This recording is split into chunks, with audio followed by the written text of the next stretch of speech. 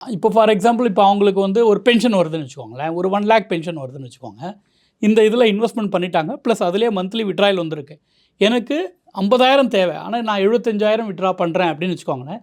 அந்த 25,000 அவங்களுக்கு அடிஷ்னல் தானே, அதை வந்து அவங்க ஒரு கோல் ஓரியன்டட் பிளானில் இன்வெஸ்ட் பண்ணலாம். அப்போ இன்வெஸ்ட் பண்ணும்போது எப்படி பிளான் பண்ணலான்னா, ஒரு 3 இயர்ஸ் 5 இயர்ஸ் பிளான் பண்ணலாம். ஸோ அந்த கோலுக்கு இது ரொம்ப யூஸ்ஃபுல்லாக இருக்கும்.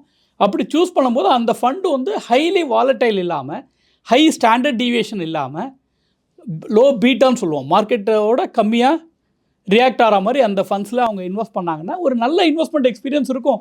ப்ளஸ் அவங்களுக்கு அந்த சேவிங் டிசிப்ளினும் அப்படியே வரும்.